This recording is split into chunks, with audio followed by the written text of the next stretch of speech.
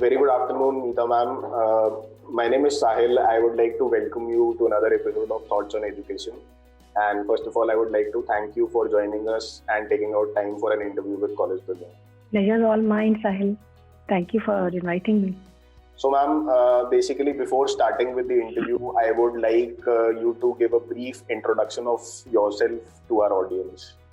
Sahil, I did my BTech in 1988 from HPTI Kanpur. Thereafter, my first job was with NTPC as engineering executive trainee. Within a year, I left it because I felt like having my own consultancy. And there I worked for almost 11 years. So it is 12 years, I can say, beyond academics. And it has been 20 years in academics. And in 2000, with the turn of century, I came in academics. I finished my PhD. And since then, I'm really happy that I did not go back. During my PhD, I had thought that I'll finish my PhD and go back to my consulting. But there were certain things which really made me be there and continue in academics itself. And I'm happy that in the long run of 20 years, with so many students and faculty members, I have been here. This academics has given me many papers, almost 50 papers, 3 books. I have filed some patents also. But the best part is, that is my introduction, I would say, that I grew my students for being entrepreneurs. And I'm so proud to say that my second year students, some of them, have placed my final year students. So my journey was from electronics, thereafter consulting, and I switched to artificial neural network, from there to AI, and now I am professor in the Department of Computer Science and heading the institution, GL Bajaj Group of Institutions. All right, that's great, ma'am. So now we'll start with the questions. So the very first question for the interview, what are the key factors that keep you connected with the education sector? As I said, that I thought that I'll go back to consulting or doing my business or something, but I stuck into academics and I'm happy about it. That is, you learn every day and that keeps you going. When I'm saying you learn every day, I really mean it, because if a day passes off and I don't learn anything, it looks as if I have wasted the day. So first thing is that this is one profession where you learn. Second is, I like interacting with the students who are 18 to 22 and sometimes 24 MTech students also. They have so much energy in them that they really need to channelize it in right direction, and they can really do wonders. And every year, at least 5, 6, 8 students turn out to be extremely wonderful. And at the same time, the students who could not do so well, I turn out to be very happy, because I could really do something in their life. I mean, I could add something in their life. Mentor them, tell them their ways, how can they achieve their own goals. I believe in their goals. I never impose my things on them. So this is something you get into academics which you never get anywhere, and that keeps me going. So basically an always learning journey is like motivating you to be in the education sector. Yes. That's great. Starting from electronics, and right now I am taking 3 subjects, and one of them is emerging trends in engineering. And if you see my talks on YouTube channel or anywhere, I am a technology evangelist. So that keeps me going. That's great. Good to hear that. Coming to the next question, ma'am. Being the director, GL Bajaj Group of Institutes, What is your philosophy of leadership? How would you describe your leadership style? First is respect. I have to treat my fellow colleagues with respect, and thereafter it is trust. Then I would say it is transparency, and then it is accountability. I would say same as with students also, because when I go to class, I'm dealing with adults, in fact. So I feel even they need to be treated with respect. When you say in the class that, well, we are all here, assembled here to learn. You will be learning and I'll also be learning. So you create a ground where a collaborative learning starts. Same as with my colleagues. When I extend respect from my side, there is always I think far and few hardly anyone has been who doesn't reciprocate it. So I always get it back. And once this connect is there, then people start following you and really they start accepting your ideas, and they accept the idea so much that they think that the idea was theirs. And that is my success. When they bring that idea as if it was their own idea and they're so happy to do it. That is, I think, that is my leadership style. Right. And we also say that this is a rule of nature. Whatever you give, it comes back to you multiple times. Yes, I totally agree with this. It always rebounds. What you give, always it comes back. Right. There. So, ma'am, next question is like an additional question to this one only. Being the director, Jail Bajaj Group of Institutions, how do you strategize about the key programs and plans for the marketing and administration of your school? See, I think marketing directly we need not do, because the students that we are working with,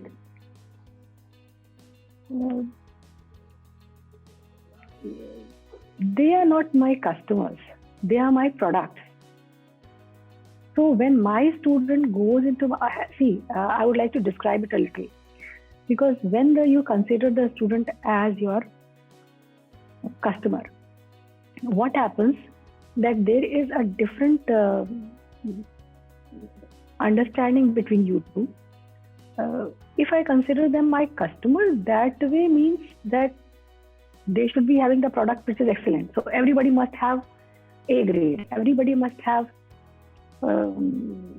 distinction. No, that is my product. And if my product is good, I can ask the corporates, I can ask the people, well, this is what we have made, mentored. That is, beyond my student, I should not be concentrating on anything. If I'm working hard with my student, that is my marketing. Administration, if you ask, you have to keep a very watchful eye on administration. Academic administration is one thing, college administration is second thing. Academic administration, you have to have certain tools like how to monitor the classes, how to get the feedback, how to use the feedback so strategically that faculty and head of the department, nobody feels offended. At the same time, they look forward to have that feedback, what was there. So what I feel is in academic administration, when I say tool, it is a paper, it is a report that we exchange. But beyond report, if you are on foot, if you are really walking and talking to people, everything turns out to be very easy. Truly, I'm telling you, walking and talking, if you're doing, that is easiest. And generally, there are people who help me in administration of the college. general administration, and for that only you need to have a date sheet with you that on this month and in this month you will be finishing this thing. I mean, there is no point getting the water coolers repaired in summers. Obviously, that has to be done 3 months before. So if you are just looking at hygiene of the entire college, hygiene means basic things of the college. Even with that, your administration goes well. So if you really make sure that your guard is properly dressed and alert and not he doesn't keep seeing his phone every time. So you have already made your impression there. If you make sure you have a small parade every day, a flag march or something, so that everybody knows that, well, they are guarded and everybody is doing their duty from smallest to the top one. And yes, you have to really work very hard because you cannot keep saying things. You have to work 10 times than others because it is always, you are always a role model of the college and everybody looks up to you. And that is, I shouldn't say precarious, but that is something when a child looks up to you, you know how much responsibility do you have. So you have to work very hard. Rightly said, ma'am. It's very easy to making up rules or talking about something, but it's very difficult to implement the same. Right. Coming to the next question, the education system in India and other foreign countries are structured very differently. In your experience, what can an inbound student gain from studying here in your institute? Sahil, this institute, which is GL Bajaj Group of Institution Mathura, this is a very unique institution. I have worked as director before this in 4 places, but I can very well say I have not seen a place which is so grounded and at the same so modern and high-end as this place is. We are here living very sustainably. Total concept of a green city we are having here. And this institution has been made, it is on Mathura Road. Mathura Road is wrong. It is between Mathura and Vrindavan. So the place you can say it is a remote place. And bringing artificial intelligence and machine learning type of courses here. And I'm very happy to see that there are takers. People were looking forward for it. They wanted this thing to come up. And the students and their parents, they are happy about it. Though this, if you come inside, it looks like a modern Gurukul. We have a Gaushala here. And at the same time, we have solar harvesting panels. And so much energy we are able to harvest. Last year, we have harvested 65,784 units. This much energy we have harvested and sent to the grid. Entire campus is having its nice pathways in which you can really walk. Students are there, kite flying is there. And something very nice we have done that we have added paper to the agri waste and we are making many things out of it and students are actually taking up that project.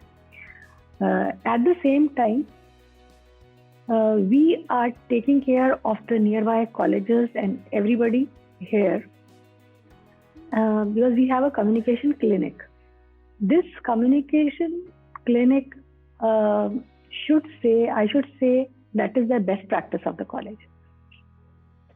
When we ask the students of nearby colleges, schools to come and we try to find out what is the problem between them speaking in Hindi and then translating it to English, or is it a problem is with the spoken English, or read, write, learn, or where the problem is. And accordingly the exercises, etc. are given. At the same time, when I say about artificial intelligence, we have here the best of the systems, best of the data center that is possible, the state-of-art systems.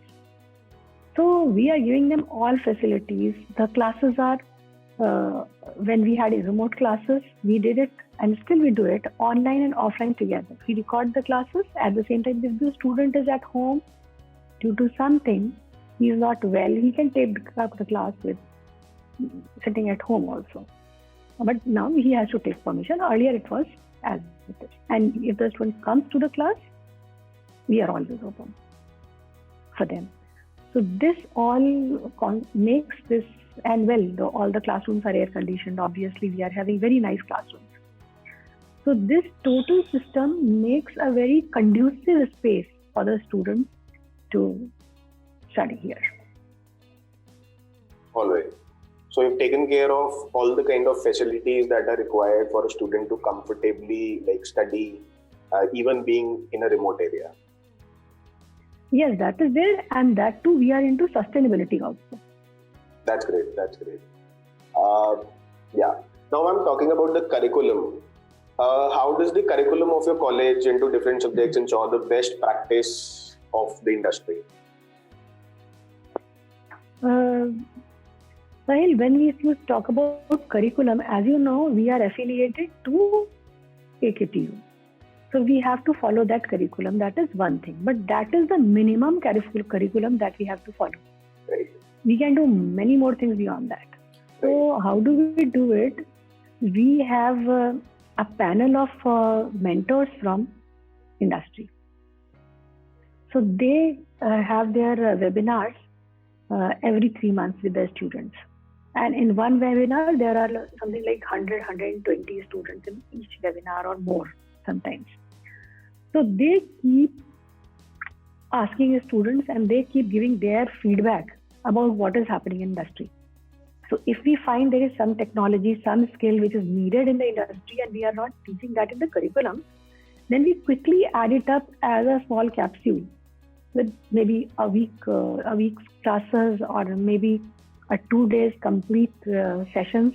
We are very quick in adding it up, and students do take it up. All right. So basically, the minimum course that you need to follow is through AKTU, and you keep on making additions as and when required as per the demands in the industry. Because ultimately, you're making people for either getting a placement or maybe starting their own startups. So that's very important that you change with time. We have to. Yeah. So, ma'am, any insights into how your institute would be more welcoming to students of different races or economic backgrounds? I don't think we discriminate anywhere. Okay. Any race, any economic background, any caste, creed, demography, area, we don't do any discrimination. We can't. I mean, we shouldn't rather. We never do any discrimination. And if they are from weaker section, obviously they get the scholarships from government. That is one thing. Secondly, if the student is really good, we waive off and from the not so good background, we waive off the entire tuition fee. And this is how we attract the best lot. Okay. So basically, for the weaker sections of the society, of waiving of the tuition fees and along with the scholarships from government, and for meritorious students also, you might be having some kind of scholarships. Merit also, if they are extremely good, we would waive off the tuition fee or part thereof. Okay. That is the scholarship from the college, in fact. That's great. And ma'am, what do you think your roles and responsibility towards students are? As a director? Right. As a director, as a faculty, because you are also taking 3 subjects. So what's your roles and responsibilities towards students? Curiosity. Okay. Curiosity. If I can generate that much curiosity in the students about a subject, about a topic, my job is over. And responsibility, that is my role, I said.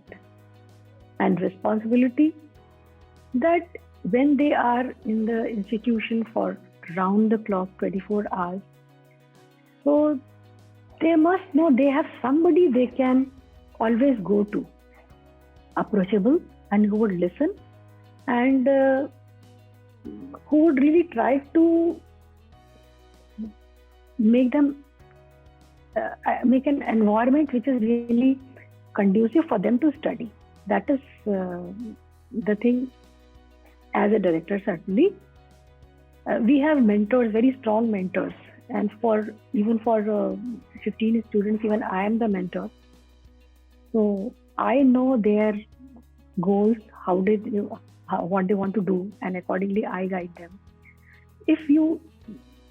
Right now as you know, I stay in the campus. So when you stay in the campus, in that case, the students moreover understand and think that there is somebody responsible who is inside the campus. So assurance to the parents and for the students is very much that they will be taken care of. Even if I'm going by car and I see some student who is not in uniform, and thereafter I can observe by the movement and all, gait, you would say, that he is well or she is not well. I would stop my car and ask my driver to send him to the hospital or something. So a small gesture of this thing makes them feel that they are being taken care of, assures their parents also. That makes a big impact. These are small things, but they make a big impact. Uh-huh. And in other words, I can say that I read a line somewhere. Basically, most of the teachers, if they can transfer the enthusiasm of that subject into the students, then automatically the subject becomes interesting for them. Yes, that's true. That's absolutely true. So Right. if they are curious about the subject, and I can tell the practical use of it. Right. See, you can take any example. You start with buffers, and if you start telling them how the buffers are used in transformers and how they are used in Darlington pair to see and to check the grounding, and if you can tell the application in the class, then the students they are happy. Right. So they are able to relate it more towards the practically, like what they want to do in life. Yes. So that becomes interesting. How things happen, that is the curiosity that is always there in every child. Right. Ma'am, coming to the next question, what do you think should be the institute's top priority over the next 10 years?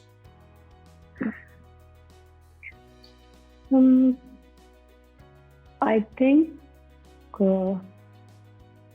research, development, and having patents. This is an engineering college, and we have management classes also. So research is bigger or wider in sciences. For engineers, we look forward to development more.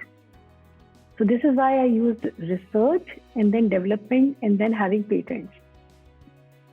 Practically, if they do something and then tell it to their employer, they would be employed. That is for sure. Once I discussed a small coconut cutter in one of the mechanical classes just to tell them one example on how they can work. And one student discussed the same in an interview. And he got through. Because what does an employer want? That your brain must be good enough to have a critical thinking. So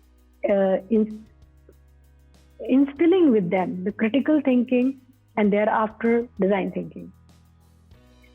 That is something I would like to do. When you asked about top priority and how would I like the institute to go, so placement, fine. For the entire class, it can be placement. But for the students who are good, they should go abroad and study, come back and serve the nation. And otherwise, being an engineer, we should develop something which is I shouldn't say it is physical, but it will make a physical impact because we are having departments in computer science, artificial intelligence, and machine learning also. So, going in that direction, making an impact to the nation, that should be our priority. And at the same time, all our students should understand to decipher a problem and then find a solution to the problem. Decipher the problem is more important because unless you know the problem, you will not be able to find the solution. That is critical thinking only. That is a term widely used. I'm not using because of that. But actually critical thinking means where the problem lies and from where we should start. For that, you need to work very hard. Yes. You must know the problem statement, then only you can take out some 4 to 5 solutions and then pick the best feasible solution out of that. And this is why I try to pick up all first year classes because that time they are all together and mixed batches, multi disciplinary batches are there, and there I teach them how to think. This is most important. Okay.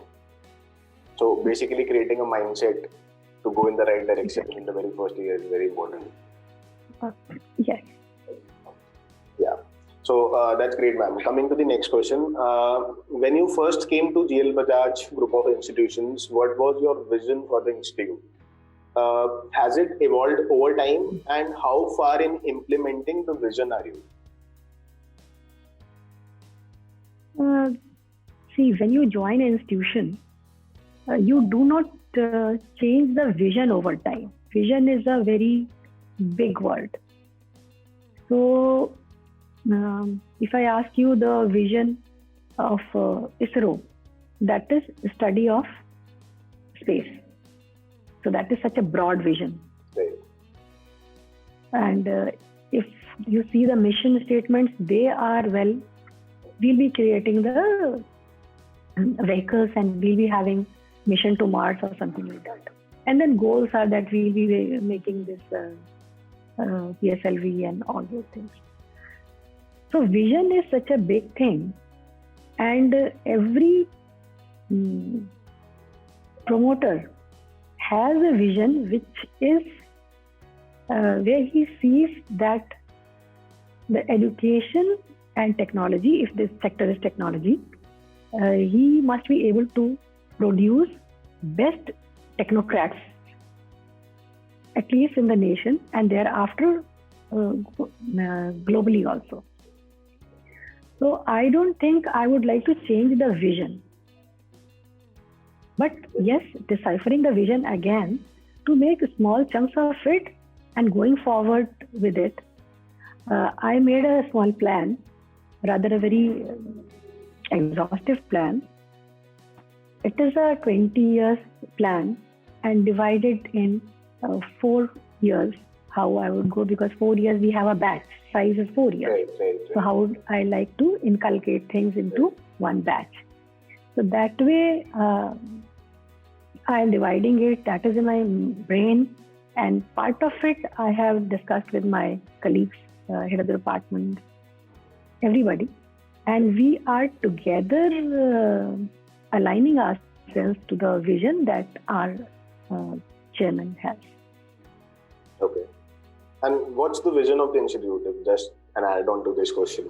To become one of the leading centers of learning, research and development, and entrepreneurship in the field of technology and management through quality education, industrial affiliation, and sustainable professional ethics.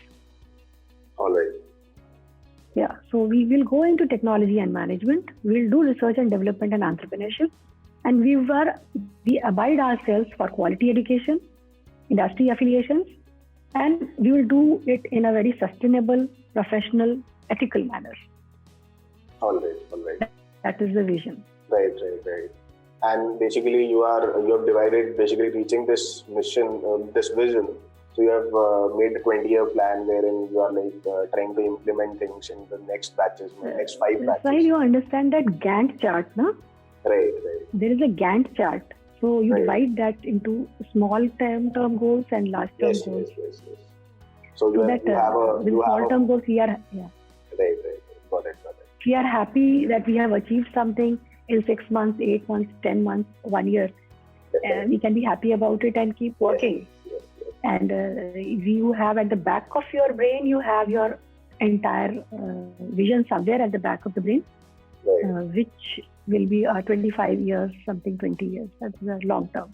It's as simple as that. If there are 10 floors in a building, so you need to go floor by floor. You cannot directly reach the 10th floor if you don't have a lift. Yes. And when you are grooming your students, you don't have a lift. You have to walk So there are no every shortcuts. day, every inch. Yeah, there are no shortcuts. No shortcuts. You have to work hard to reach that stage. Yes. So, ma'am, coming to the last question for this interview, what would you like people to know about your institute that they may not know? So I am basically talking about something that's not easily available on the website, or maybe you want to tell them something that's unique for this institute. They can learn something better if they choose this institute over the other institutes. So something like that.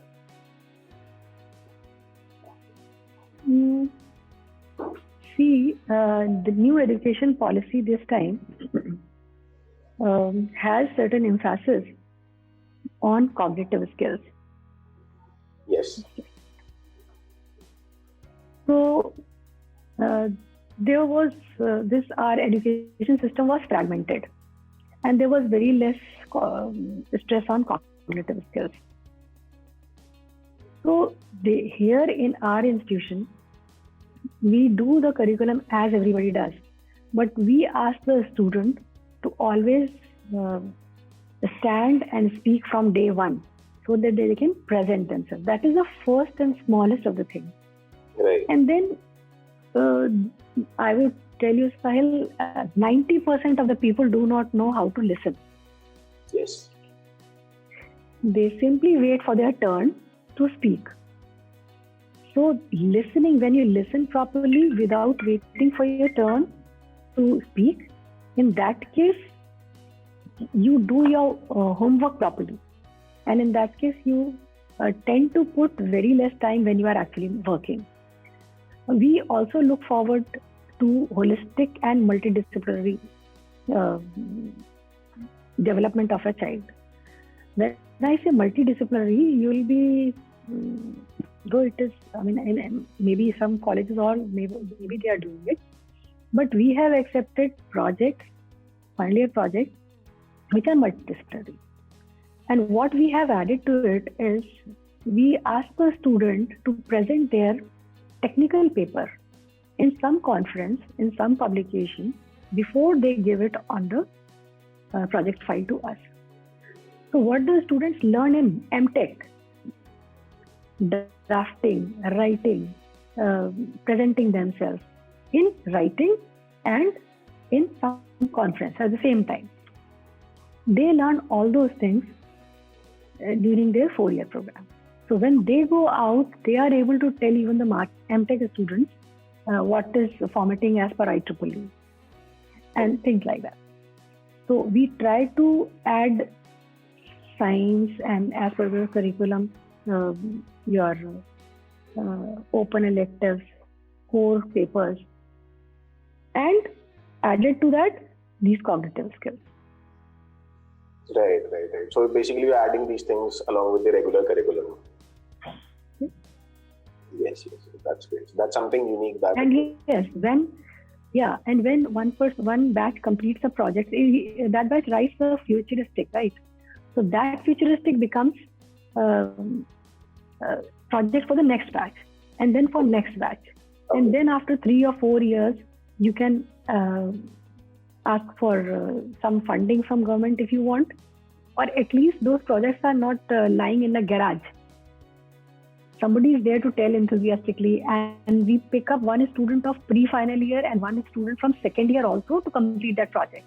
Okay. So the leadership is always already nurtured. Okay. Yes. That is unique. That's rightly said. Yeah. So with this, ma'am, we come to the end of this interview. This was a great session. It was pleasure interacting with you, and I would like to thank you once again for like taking out time for an interview with College Dunia. I hope this conversation of ours would help students make a right decision for the right kind of course. The pleasure is all mine, Sahil, for inviting me. And it was really very easy talking to you, as you said. Okay. Thank you, ma'am.